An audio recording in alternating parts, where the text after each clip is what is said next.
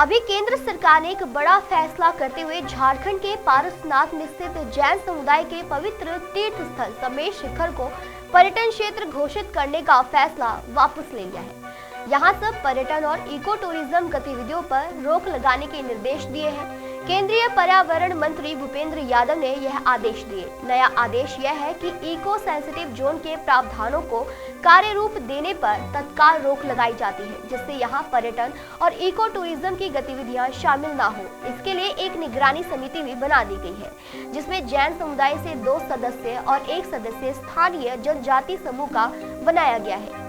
जैसा कि आप सभी जानते हैं कि समेत शिखर को पर्यटन क्षेत्र घोषित किए जाने के खिलाफ जैन समुदाय आंदोलन कर रहा था। इस आंदोलन में जैन मुनि सुग्या सागर महाराज ने मंगलवार को आवरण अनशन के बाद प्राण त्याग दिए थे। वहीं वीरवार रात 1:20 पर दूसरे जैन मुनि समर्थ सागर जी ने भी प्राण त्याग दिए। दरअसल गिरिडीह जिले में पारसनाथ पहाड़ी को पर्यटन क्षेत्र घोषित किया गया था, जबकि जैन और हिंदू इसे आस्था का बड़ा केंद्र मानते हैं। इसके कण-कण को पवित्र मानते हैं, इसलिए इस पारसनाथ पहाड़ी को पार्श्वनाथ पर्वत भी कहा जाता है। यहाँ 27 किलोमीटर क्षेत्र में फैले मंदिरों में पूजा होती है, जिसके बाद ही अन्न ग्रहण किया जाता है। जैन समुदाय के आंदोलनकारियों का क्रोध था कि इस क्षेत्र को पर्यटन स्थल घोषित कर देने से पर्यटन यहाँ आकर मांस, मदिरा व तंबाकू का प्रयोग करेंगे, जिससे इस महान स्थल की पवित्रता भंग होगी। चाहे पहले कहा गया था कि यहाँ मांस, मदिरा और तंबाकू का निषेध कर दिया जाता है, लेकिन जैन समुदाय का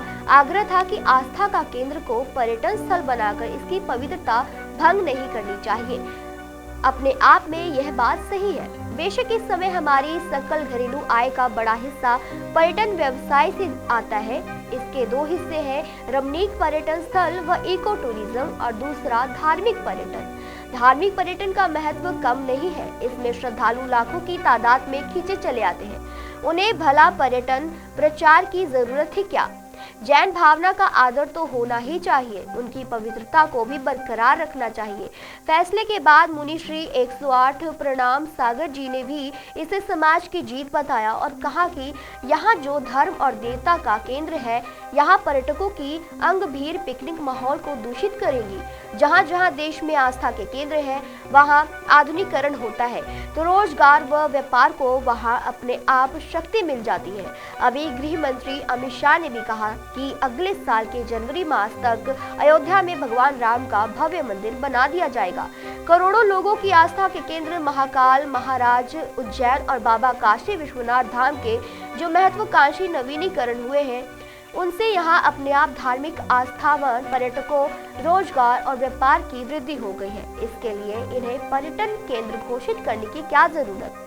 कोविड के हटने के बाद कटरा स्थित मां वैष्णो देवी में लाखों श्रद्धालु लगातार जा रहे हैं। अब चाहे वे उज्जैन हो, काशी हो या अब अयोध्या में राम मंदिर की पूर्णता हो, यहाँ अपने आप होटल, रिजॉर्ट, परिवहन, खान पान, पूजा सामग्री आदि व्यवसायों को मजबूती मिल जाती है।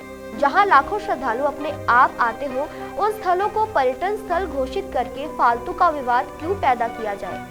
देर आए दुरुस्त आए। केंद्र सरकार ने सही फैसला लिया है कि समेत शिखर की पवित्रता की रक्षा होगी। इस पर पर्यटन स्थल का लेबल नहीं लगेगा।